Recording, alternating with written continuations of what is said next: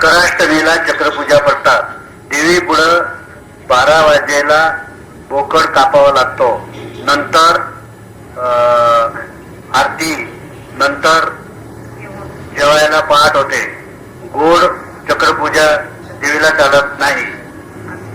आम्ही मटण बंद केले आहे, पण चक्रपूजा तर करावीच लागते. यातून काही मार्ग निघणार का? बोकडाऐवजी कोंबडा चालेल काय?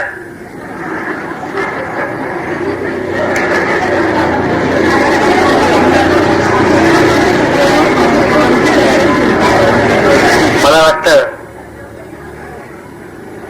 तुमच्या प्रश्नाचं उत्तर आहे.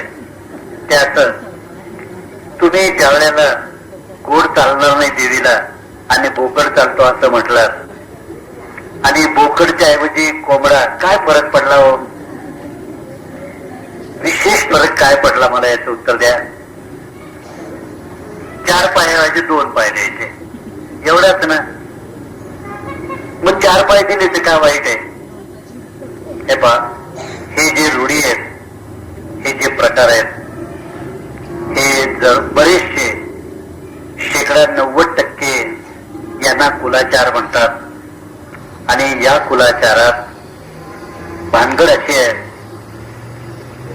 की भीतीपोटी, देवाच्या दहशतीपोटी, आणि कोणीतरी आपल्याला इतका असा दबाव करून सांगितलंय, असं नाही केलं तर वाटोळ होईल बरं का तुमचं.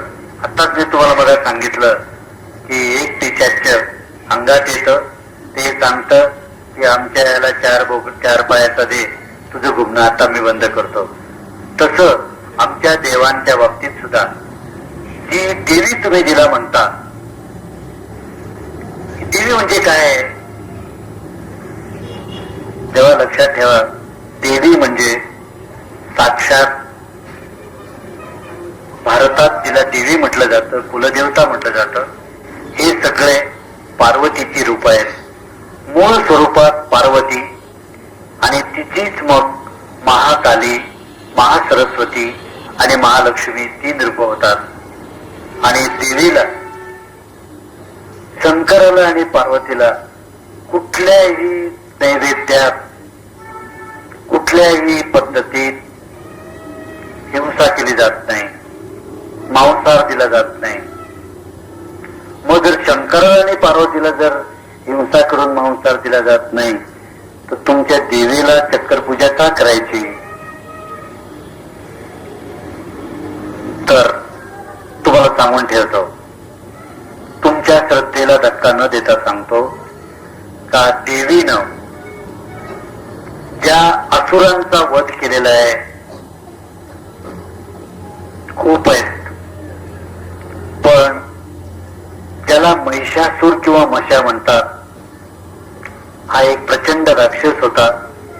आणि त्याने मृत्यू समयी मला तुझ्या जवळ राहू दे, मी तर फार तुझे अपराध केलेत, देवीला कनवळ आला, बरं जा बाबा, मर एकदा माझ्या तिथे समोर राहा.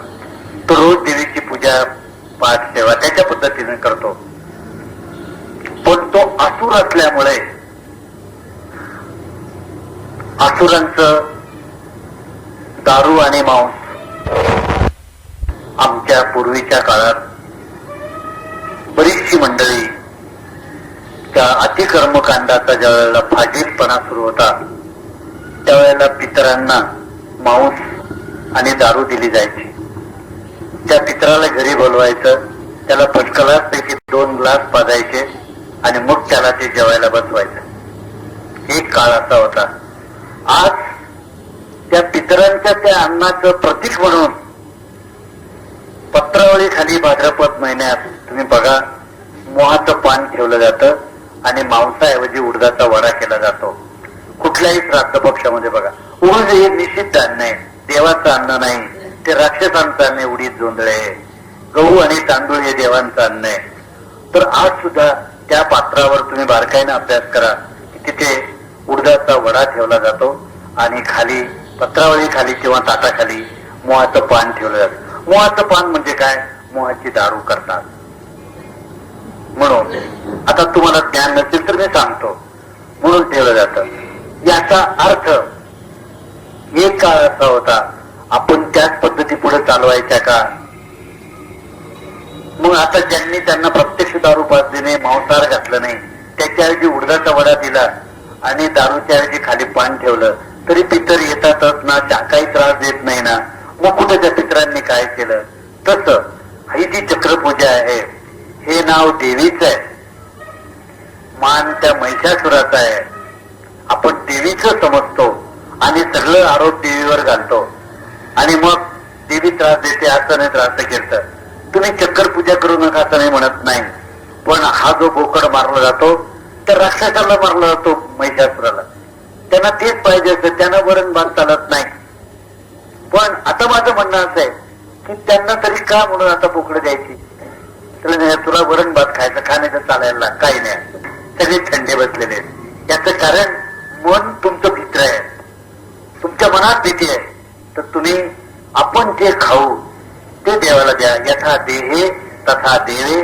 तुम्ही जे कराल ते चक्रपूजेत गोड करा, काही होणार नाही असा माझा अंदाज आहे. मी काही 1000 लोकांना त्यांचे हे मांसाहार बंद केले. कोणी माझ्याकडे आला आणि ओरडत असून की बाबा आम्हाला असा त्रास दिला देवीने म्हणून, उगाच घाबरू नका तुम्ही याच्याबद्दल.